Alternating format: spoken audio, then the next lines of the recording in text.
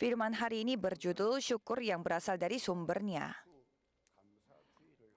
Hari ini adalah hari Minggu yang diperingati sebagai hari ucapan syukur oleh gereja-gereja di Korea dan sekaligus merupakan hari undangan jiwa baru di gereja kita. Dan mungkin ada juga orang yang baru pertama kali datang ke gereja Yewon dan ada juga yang sudah lama tidak ke gereja kami.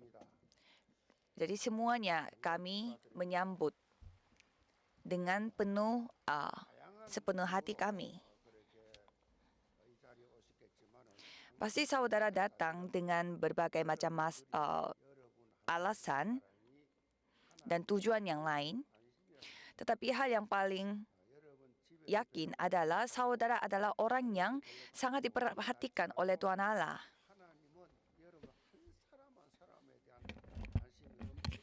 Walaupun saudara tidak diperhatikan dari tempat kerja saudara atau di tempat lain, tetapi kalau Tuhan begitu memperhatikan saudara.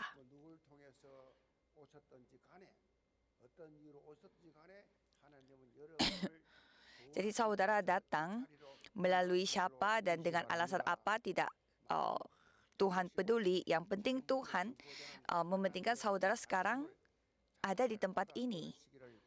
Semoga saudara mendengarkan firman ini dengan baik. Sampai minggu lalu kami cek firman 1 dan 2 Petrus dan mulai hari ini kita akan melihat kitab Yohanes. Jadi seharusnya kita mulai dari pasal 1, tapi karena ini adalah kita mau mengadakan ibadah untuk mengundang jiwa baru dan pada hari syukuran, jadi kita akan mulai dari Kisah Para Rasul, Yohanes pasal 3. Mari kita baca bersama-sama Yohanes pasal 3 ayat 16. Amin.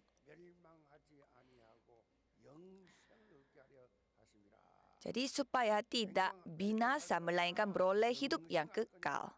Jadi kita mau binasa atau hidup yang kekal. Firman ini maksudnya, firman ini bukan hanya orang percaya saja yang mengetahuinya, tetapi orang yang tidak percaya pun pasti pernah dengar firman ini. Karena ini firman yang sangat terkenal.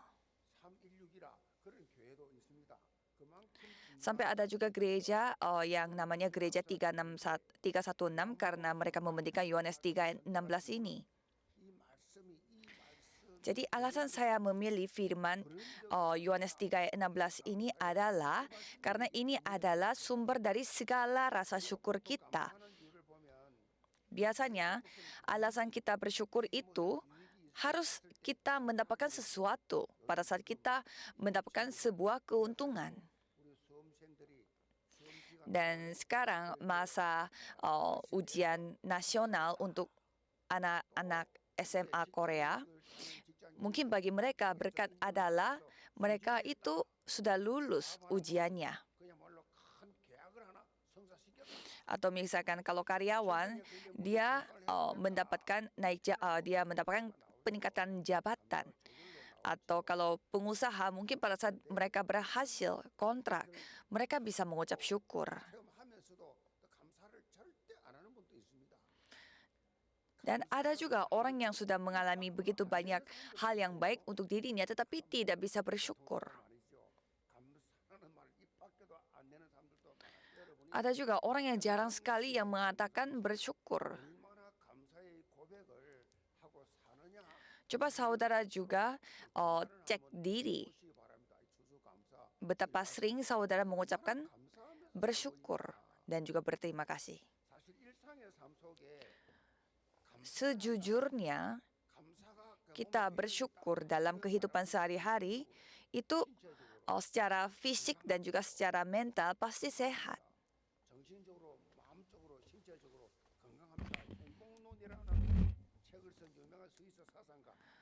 Ada seorang pemikir dari negara Swiss bernama Carl Hilty yang terkenal melalui bukunya Kebahagiaan pernah berkata bahwa bersyukurlah maka engkau akan menjadi lebih muda, bersyukurlah maka engkau akan mengalami kemajuan, bersyukurlah maka engkau akan memiliki sukacita. Dengan kata lain, melalui rasa syukur hidup kita menjadi lebih kaya dan penuh kelimpahan. Tapi kalau kita harus melampaui daripada ini. Jadi seperti judul firman hari ini, kita harus memiliki rasa syukur yang berasal dari sumbernya. Karena rasa syukur dari dunia itu hanya sementara. Dan dia akan hilang sekejap.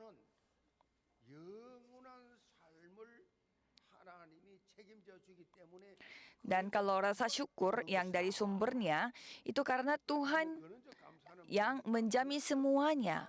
Apa maksudnya dari syukur yang berasal dari sumbernya? Seperti pengakuan kita tadi, Tuhan Allah telah mengirimkan anaknya yang tunggal, yaitu Yesus Kristus, untuk menyelamatkan aku.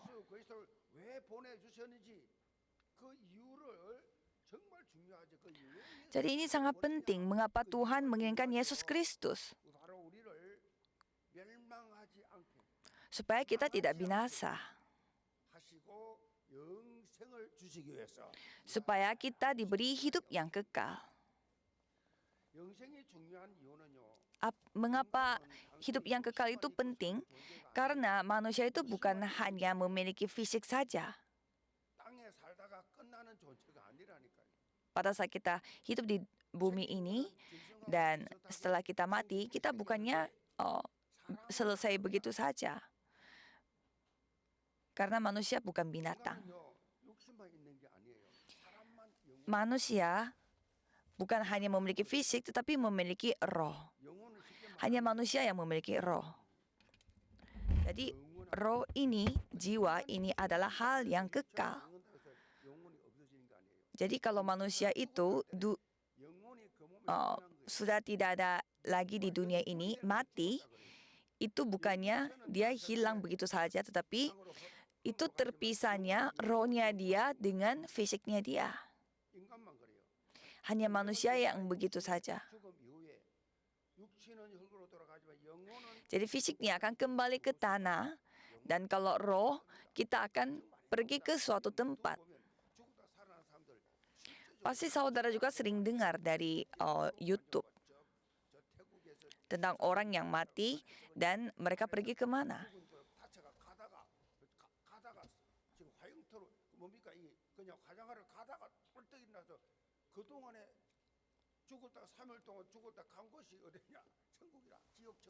Ada juga cerita cerita kesaksian yang saya dengar, dia sudah mati, benar-benar mati total sampai mau dibawa ke tempat perkuburan, tetapi pada hari ketiga dia bangkit kembali.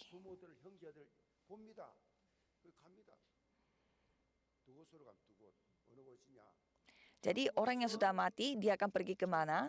Satunya kerajaan surga dan satunya neraka.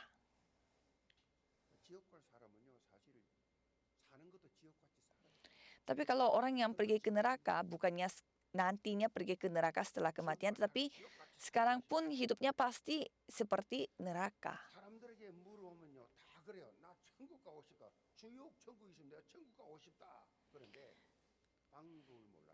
Jadi banyak yang ingin sekali pergi ke surga, tapi tidak tahu caranya. Caranya bagaimana untuk pergi ke surga? Banyak yang berpikir,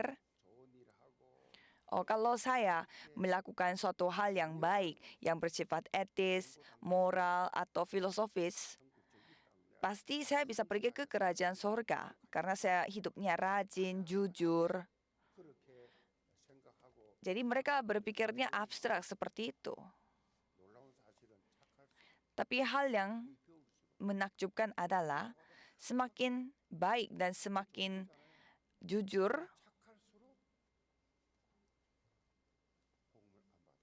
mereka tidak mau terima Injil.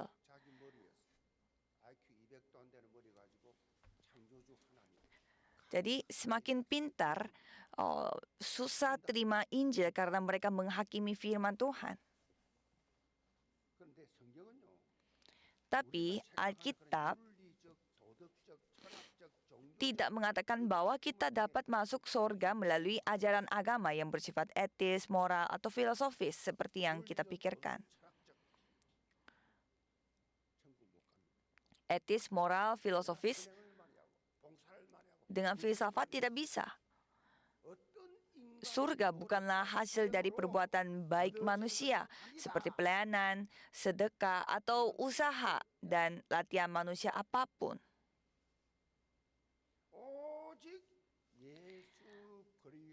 Hanya melalui Yesus Kristus kita beroleh hidup yang kekal. Maria atau Imani atau Hong Sang-won, mereka bukan perantaranya. Bukan lagi agama yang lain. Hanya Yesus Kristus. Akulah jalan dan kebenaran dan hidup. Tidak ada seorang pun yang datang kepada Bapa jika tidak melalui aku. Itu apa kata firman.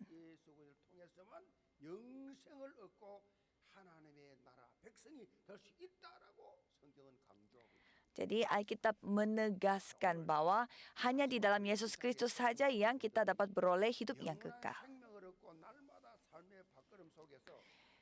Jadi saya memberkati saudara sekalian supaya saudara bisa memperoleh hidup yang kekal hari ini dan bisa memiliki rasa syukur yang terus berlimpah dalam hidupnya. Subjudul pertama adalah bukan binasa namun hidup yang kekal. Mari kita baca ayat 16 lagi. Karena begitu besar kasih Allah akan dunia ini sehingga ia telah mengaruniakan anaknya yang tunggal supaya setiap orang yang percaya kepadanya tidak binasa melainkan beroleh hidup yang kekal. Inilah inti dari seluruh isi Alkitab yang total ada 66 kitab.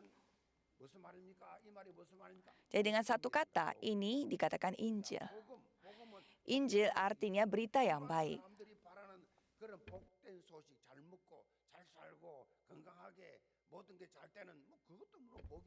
Berita yang baik bagi orang biasa adalah makan enak dan hidup enak dan semuanya menjadi lancar. Ya memang itu juga berkat, tetapi ada berita yang paling baik bagi kita, yaitu firman yang barusan kita baca. Intinya adalah Tuhan Allah begitu mengasihi aku sehingga ia mengirimkan anaknya yang tunggal. Dan dari sumbernya, dari dasarnya itu untuk apa? Supaya Tuhan membawa kita ke hidup yang kekal daripada kebinasaan. Kalau kita melihat orang-orang di dunia, kadang orang Kristen kelihatannya biasa aja, kayak sama seperti orang yang non-Kristen. Ya memang tidak ada bedanya kalau dari penampilan. Tapi belakangnya, latar belakangnya pasti berbeda.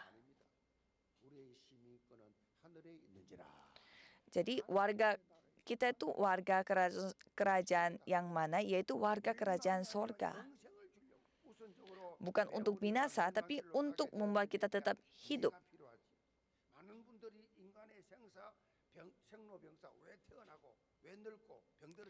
Mungkin banyak yang kurang paham tentang apa yang membuat manusia hidup dan mati, sakit dan sembuh.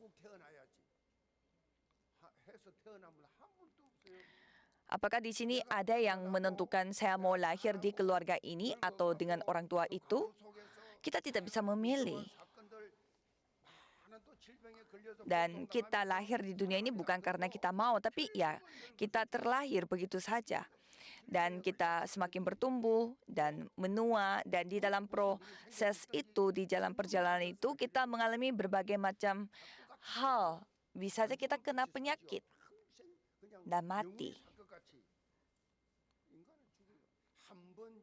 Rasanya kita hidup selama-lamanya, tetapi manusia pasti akan mati. Itulah firman Tuhan Allah. Ya, itulah nasib manusia. Kita tidak bisa lolos dari hal itu.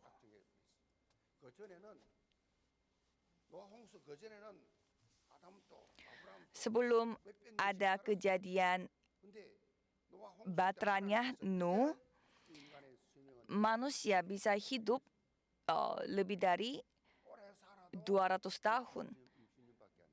Tapi setelah Batranu, Tuhan menentukan peraturannya bahwa tidak ada yang dapat hidup di atas 190 tahun.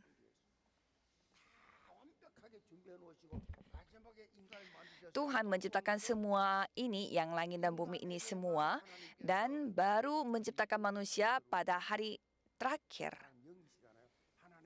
Supaya manusia yang menikmati semuanya. Dan Tuhan menciptakan manusia secara khusus untuk memiliki gambaran Allah, yaitu Roh Allah. Dan Tuhan yang menciptakan langit dan bumi ini, dan hanya manusia yang diberikan rohnya, gambar Allah. Dan Tuhan membuat musim semi, musim panas, gugur, dan dingin. Bukannya ini hal yang menakjubkan? Ini karya yang Tuhan telah buat. Ya, di sana ada gambar monyet, tetapi ya gambar monyet ya monyet. Masa itu bisa menjadi nenek moyang kita? Tapi itu yang diajarkan dari sekolah. Tuhan yang menciptakan segala sesuatu, tapi mereka mengajarkan bahwa kita adalah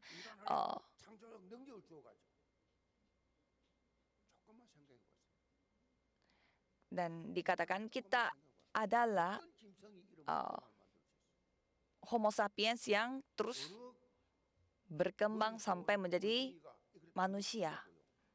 Coba saudara juga pikir, masa monyet pintar bisa membuat gelas ini?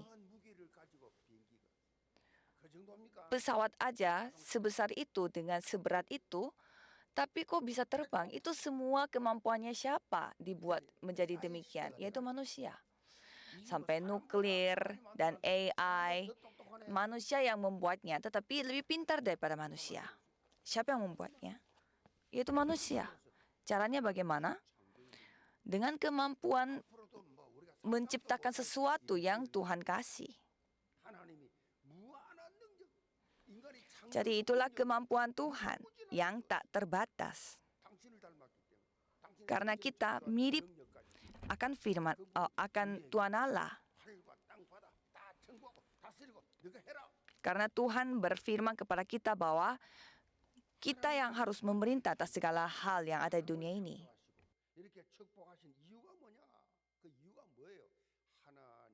Apa alasannya Tuhan menciptakan langit dan bumi ini dan membuat kita memerintah atas segala hal, supaya kita bisa beribadah kepada Tuhan dan bisa memuliakan nama Tuhan.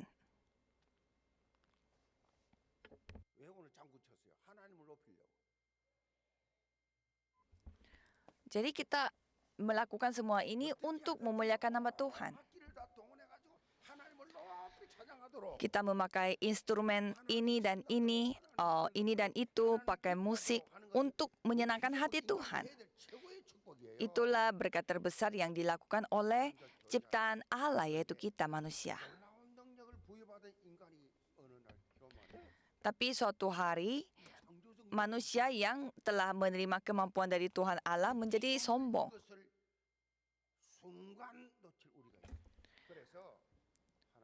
Jadi, bisa saja manusia itu bisa terus lupa, sehingga Tuhan membuat buah pohon pengetahuan baik dan jahat ini supaya manusia selalu lihat pohon itu dan selalu ingat bahwa kita adalah ciptaannya dan Tuhan Allah adalah sang penciptanya. Sehingga Tuhan berfirman, kamu boleh makan semua isi dari Taman Eden ini, tapi kamu jangan memakan buah yang aku larang ini. Inilah rahasia kita, kamu tidak boleh makan. Tapi memang manusia itu begitu. Kalau disuruh jangan nonton, kita pingin nonton. Dan disuruh jangan makan, kita jadi pingin makan.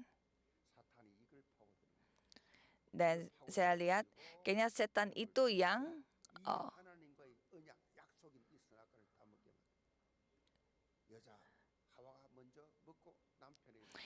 jadi salah satu manusia yang diciptakan oleh Tuhan yaitu Hawa. Dia telah makan buah yang dilarang oleh Tuhan itu dan dia telah memberi minuman itu kepada suaminya. Mungkin saudara pikir, emang dosa ya kita makan buah itu? Tapi ini bukan soal buahnya, tetapi ini janjinya antara manusia dengan Tuhan Allah.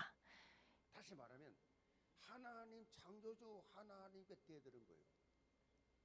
Jadi dengan kata lain, kalau kita mengatakan seperti demikian, kita 사단이 속였어요. mau menjadi sombong daripada Tuhan Allah dan mengkhianati Tuhan Allah. 하나님을 배반하는 그 결과가 어떻게 되냐? Setan menipu kita, kalau kamu makan buah ini, kamu akan menjadi seperti Tuhan Allah. 의인이 죄인으로 Dan karena kita mengkhianati Tuhan Allah, sehingga kita tadinya orang benar menjadi orang berdosa. Dan itulah dosa terbesar bagi manusia, yaitu dosa yang dari sumbernya, sehingga kita katakan dosa asal atau dosa sumber. 하나님과 함께 영원히 살 수 있었던 이 인간이 범죄한 이후에 Jadi manusia yang tadinya bisa hidup selama-lamanya bersama dengan Tuhan Allah, tapi menjadi tidak bisa lagi hidup dengan Tuhan Allah karena berdosa. 이 자식이냐? 둘밖에 없어요. Dan ini 아니, 나는 하나님도 hanya ada dua pilihan. 하나님의 자녀가 아니면 마귀 자식. Kita mau menjadi anaknya Tuhan Allah atau anaknya setan, iblis. 하나님을 믿지 않는 사람은 Tidak ada tengah-tengah. 여러분처럼 하나님을 예배하지 않는 사람은 전부 소속이 마귀 소속. Jadi kalau tidak bisa menjadi anak Tuhan Allah, sehingga kita semuanya adalah anak iblis. Sehingga menjadi binasa. 범죄한 아담의 후손 모두가 다 죄인이에요. Dan semua keturunan Adam yang telah berdosa juga mereka semua adalah orang berdosa. Walaupun hanya Adam yang berdosa. 로마서 3장 23절에 모든 사람이 Maka di Roma 3 ayat 23, semua orang telah berbuat dosa sehingga tidak bisa menjadi kemuliaan Allah. 로마서 6장 23절에 죄 Dan Roma 6 ayat 23, upah dosa adalah maut. 대가는 사망이라. 결국 아담의 후손을 태어난 모든 Sehingga semua umat manusia yang menjadi keturunan Adam, 영혼 문제를 mereka semuanya menuju ke kebinasaan. 그 길이 바로 오늘 말씀 Jadi Tuhan Allah sendiri yang memberi solusi atas masalah ini, yaitu mengirimkan anaknya yang tunggal kepada kita. 예수 그리스도를 모든 인류를 향한 구세주 구원자 Dan itulah 하면 penyelamat kita. 하나님이라 해야 돼. Yang dapat menyelamatkan kita itu adalah hanya Tuhan Allah. 모든 인류가 가지고 있는 이 육신의 고통 이걸 가져야 돼. 그래서 하나님이시면서 Jadi Yesus Kristus yang bisa menjadi solusi bagi kita. Jadi Yesus Kristus harus menjadi juru selamat bagi seluruh umat manusia, karena itu ia harus menjadi Allah dan sekaligus harus menjadi manusia untuk mewakili seluruh umat manusia. 마리아는 신이 아니에요. Maria bukanlah 몸을 Tuhan Allah. 독생자가 낳을 때 쓰임 받은 도구예요. Dia adalah hanya alat yang dipakai oleh Tuhan untuk lahir di dunia ini. Bukannya Marianya sendiri yang harus kita sembah sebagai orang yang suci. 스스로 절대로 해결할 수 없는 원죄와 Dan Yesus Kristus menyelesaikan masalah 자범죄의 대가 dosa asal dan juga masalah dosa pribadi kita. Ia sendiri yang disalibkan untuk menggantikan dosa 이루었다. umat manusia. 십자가에서 해결해 Dan sebagai buktinya bahwa dia telah menyelesaikan semua masalah dosanya, dia bangkit dari kematian. 사명은 부활하셨어. 이 놀라운 하나님. Kalau tidak bangkit kematian itu artinya dia tidak bisa. Tapi 우리에게 Yesus telah berhasil 최고의 은혜를 베풀어 주셨다. dan dia memberi 우리가 anugerah yang begitu besar bagi kita semua. 길에서 벗어나서 영원한 생명 얻는 방법도 간단합니다. 예수님이 Jadi ini sangat sederhana untuk memperoleh hidup yang kekal. 구원자로 믿기만 하면 그냥 구원받아요. Jadi kita tinggal percaya saja bahwa Yesus Kristus adalah yang satu-satunya yang menjadi juru selamat kita. Karena begitu besar kasih Allah akan dunia ini sehingga ia telah mengaruniakan anaknya yang tunggal supaya setiap orang yang percaya kepadanya tidak binasa, melainkan beroleh hidup yang kekal. Untuk apa Tuhan Allah minta kita untuk cukur rambut dan jangan nikah dan jangan makan ini itu? Tuhan Allah adalah kasih. Kita tinggal percaya saja. Tanpa curiga kita percaya saja, maka kita akan beroleh hidup yang kekal. Kalau kita percaya, maka sudah selesai. Sudah selesai. Kalau agama mungkin bisa ribet, tapi kalau kekristenan tidak ribet dan tidak membutuhkan perbuatan atau tindakan manusia. Kalau diminta perbuatan atau tindakan manusia, itu bukan Injil tapi agama. Dan di Efesus 2 ayat 8, sebab karena kasih karunia kamu diselamatkan oleh iman, itu bukan hasil usahamu tetapi pemberian Allah. Jadi kalau kita terima hadiah, kita tinggal mengatakan terima kasih dan terima saja. Untuk apa kita terus bertanya, untuk apa saya terima kado ini? Kalau saya percaya Yesus, maka semuanya dapat selesai. Berarti ya, kita terima saja. Karena ini bukan hasil tindakan atau perbuatan. Sehingga tidak ada yang dapat membanggakan diri atas hal itu. Tapi kalau agama, mereka sangat mementingkan perbuatan atau tindakan. Kalau kekristenan, mereka hanya mementingkan iman. Walaupun selama ini kita hidupnya seperti anak yang kabur dari rumah, atau mungkin seperti perempuan sundal dan lain-lain, tapi tidak masalah. Pada saat kita percaya dan terima Yesus sebagai juru selamat, langsung berubah status kita. Jadi tolong buka hati saudara dan saya akan berdoa, jadi saudara tinggal ikut doa saya. Jadi ada yang mau percaya Yesus dan mau menjadi anak Tuhan, bisa berdiri. Bagi yang mau mungkin yang baru pertama kali datang ke gereja Yewon, apakah bisa berdiri sebentar?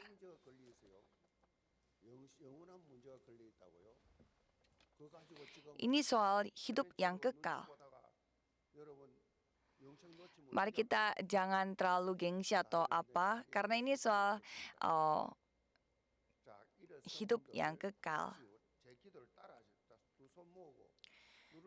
Jadi, mari kita lipatkan tangan dan tutup mata dan tolong ikut doa saya. Tuhan Sang Pencipta, pada saat ini, saya mengakui bahwa saya adalah orang berdosa. Saya percaya bahwa Yesus datang ke dunia ini dan menetes darahnya di atas kayu salib dan bangkit kembali dari kematian, dan saya percaya itu semua untuk saya. Dan saya percaya semua dosa saya ini telah diampuni. Tolong ampuni dosa saya dan jadikan saya sebagai anak-Mu. Terima kasih Tuhan atas hidup yang kekal. Mulai dari sekarang sampai hari saya pergi ke kerajaan sorga, tolong lindungi saya, dan tolong pimpin saya, dan tolong jaga saya. Dalam nama Yesus Kristus, saya berdoa. Amin. Amin. Mari kita bertepuk tangan untuk memberkati mereka. Udara kita tidak bisa lihat, tapi tanpa udara kita semua akan mati dalam 5 menit. Tuhan bisa kita lihat, udara kita bisa lihat, hati kita bisa lihat, mental kita bisa lihat. Ada hal yang kelihatan di mata dan ada juga hal yang tidak kelihatan. Dan Tuhan adalah roh. sehingga kita 영원히 보도록 bisa menikmati keberadaan Tuhan Allah itu melalui firman. 예수 영접하는 순간에 Jadi pada saat saudara terima Yesus sebagai juru selamat, 말이 있어요. 단어를 성경에 그랬어요. 나는 간단이란 단어도 없다. 영원히 계시고 영원하시고 하루가 첫날이고 첫날이 하루 같은 Tuhan akan menyertai saudara. 여러분이 예수 영접함으로 구원받는다고 약속했으니 Jadi pada saat saudara terima Yesus sebagai juru selamat, Tuhan sudah berjanji bahwa pasti saudara akan pergi ke kerajaan surga. Jadi yakinilah akan hal itu. 권세를 주셨으니 Dan yang percaya akan namanya diberi kuasa menjadi anaknya. 하나님의 자녀가 되는 권세. Jadi saudara sudah menerima kuasa itu sebagai anak Tuhan. 하나님의 영이 내게 계시면서 실업자같이 앉아 계신 것이 아니라 그분이 나를 인도해 주시고 Jadi pada saat kita terima Yesus sebagai juru selamat, Tuhan Allah masuk di dalam hati kita dan bukannya dia berdiam saja tetapi terus memimpin kita dan membuka jalan untuk kita. 하나님 앞에 예수 그리스도의 이름으로 오늘부터 기도하시기 바랍니다. Jadi berdoalah dengan nama Yesus Kristus 울기만 해도 di depan masalah. 할줄 모르니까 울기만 해도 엄마 아빠 알아서 해주세요. Walaupun kita tidak bisa ngomong apa-apa, membicarakan apa-apa, kita hanya meneteskan air mata dan pergi dan peluk orang tua kita, pasti orang tua kita akan menjaga kita. Jadi sama seperti itu, 영혼 문제 완벽하게 jangan lupa untuk selalu berserah kepada Tuhan. Dan sekarang saudara sudah menjadi anak Tuhan. 받는 것보다 더 귀한 거라니까 천억 가지고 말고 Dan ini hal yang lebih berharga daripada kita terima uang berapa triliun. 63조가 있다면 그거 어떻게 뭐 할 건데 Jadi uang sebesar itu 행복합니까? mau ngapain? Apakah bisa bahagia? 행복하게 살고 있는 거 보입니까? Apakah kita bisa melihat orang yang kaya itu semua kelihatannya bahagia? 권력자들의 말로를 알고 있지 않습니까? 보고 있지 않습니까?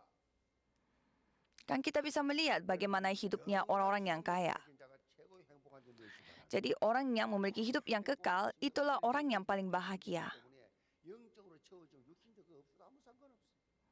Jadi kalau kita terpenuhi secara rohani maka semuanya akan juga terpenuhi. 주시고 아무튼 구독하시고 하나님 중심으로 살면 조금도 부족함이 없으리로다. Jadi kalau kita hidup berpusat pada Tuhan Allah maka tidak ada satu sedikit pun kita berkekurangan. Karena Engkau adalah gembalaku sehingga tidak ada kurang bagiku. Jadi Tuhan begitu mengasihi saudara sehingga saudara dipanggil ke tempat ini. 좀 여러분은 교회 나와 신앙생활하면서 깨닫게 될 거예요. Jadi saudara akan menyadarinya. 이런 충만한 한 주간 평생 감사하는 신앙생활 하시기를 주님으로 축복합니다. Saya memberkati saudara sekalian supaya saudara bisa menikmati hidup 하나님이 baru bagi saudara. 세상을 심판하여 하시면요. 그로 말미암아 세상이 Dan subjudul kedua adalah 우리가 신앙생활하면서 가장 bukan penghakiman namun keselamatan. Ayat 17 berbunyi sebab Allah mengutus anaknya ke dalam dunia bukan untuk menghakimi dunia melainkan untuk menyelamatkan oleh dia. 나가는 만큼 Pada saat kita menjalani kehidupan beriman, hal yang paling penting adalah kita mengetahui kehendak dan rencana Tuhan. 세상을 심판하는 것이 아니라 Jadi, 예수 그리스도를 firman hari ini mengatakan bahwa Tuhan mengirimkan anaknya yang tunggal bukan untuk menghakimi dunia ini, tapi supaya kita dapat beroleh hidup yang kekal melalui Yesus Kristus. 받는 거예요. Jadi tujuannya Tuhan Allah adalah bukannya kita menjadi binasa, tetapi beroleh hidup yang kekal. Yeskiel 18 ayat 23 berbunyi, apakah aku berkenan kepada kematian orang fasik? Demikianlah firman Tuhan Allah, bukankah kepada pertobatannya supaya ia hidup? 아니겠느냐? 악인 또 망하는 걸 싫어하시는 하나님. 하나님은 한 영혼이라도 멸망하지 아니하고 한 영혼이라도 구원받게 Jadi orang fasik pun Tuhan ingin selamatkan mereka. Jadi walaupun kita berbuat sangat jahat, tetapi kalau kita bertobat dan kembali kepada Tuhan Allah, Tuhan yang akan mengampuninya. Dan di 2 Petrus 3 ayat 9, berkata, Tuhan tidak lalai menepati janjinya sekalipun ada orang yang menganggapnya sebagai kelalaian, tetapi ia sabar terhadap kamu. Karena ia menghendaki supaya jangan ada yang binasa, melainkan supaya semua orang berbalik dan bertobat. Jadi semua keluarga baru yang baru mengakui iman saudara, saudara sudah menjadi anak Tuhan yang sudah memperoleh keselamatan. Jadi sekarang yang paling penting adalah saudara hidup sebagai anak Tuhan yang sudah diperbaharui oleh Tuhan. Dan tinggal hidup sesuai dengan status itu. Dan itu tidak susah sama sekali. Jadi mungkin saudara bingung, ngapain di gereja? Biasanya apa maksudnya percaya Yesus di dalam gereja? Jadi semuanya akan diajarkan dari Departemen Keluarga Baru. Jadi mulai dari kita mengetahui siapa itu Yesus dan bagaimana cara kita menjalani kehidupan beriman. Kita bisa mempelajari satu persatu dan biarlah saudara menikmati berkat-Nya. Dan mari kita jangan memikirkan hal-hal yang lain, hanya memikirkan keharuan atas hidup baru kita. Karena kasih Tuhan begitu besar, tidak bisa dijelaskan, dideskripsikan dengan kata-kata.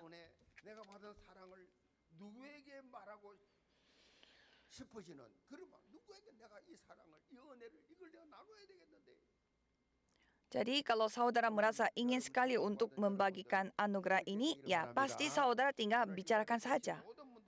예수 그리스도를 통해 주어진 놀라운 하나님의 사랑을 맛보고 더 깊이 맛보고 자연스럽게 이 놀라운 진리를 증거하는 새로운 시작이 되기를 주님으로 축복합니다. 결론입니다. Jadi saya memberkati saudara supaya saudara bisa mendapatkan berkat yang selalu Tuhan kasih melalui status saudara. Gary Thomas, seorang ahli spiritualitas yang terkenal di Amerika, pernah berkata bahwa rasa syukur itu seperti sabuk pengaman.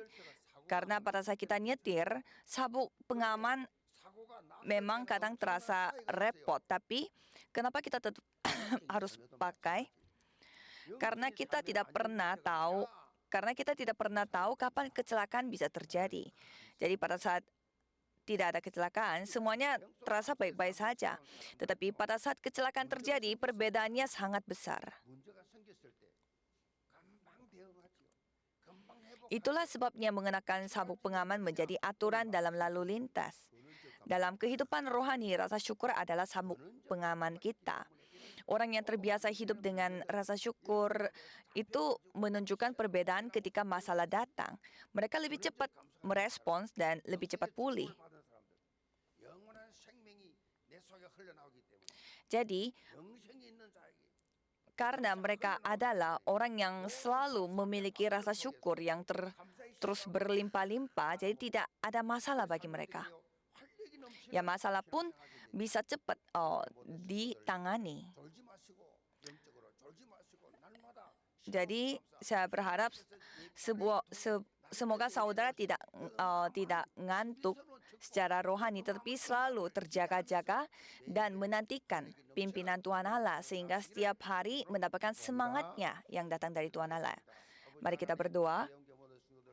Tuhan Allah, terima kasih karena pada hari ucapan syukur ini kami dapat bersama dengan keluarga baru dan kami dapat mengucap syukur atas semua pimpinan Tuhan Allah dalam 1 tahun ini. Biarlah kami dapat memuliakan nama-Mu dan beribadah bersama-Mu dan juga menyaksikan Engkau. Dalam nama Yesus Kristus kami berdoa. Amin.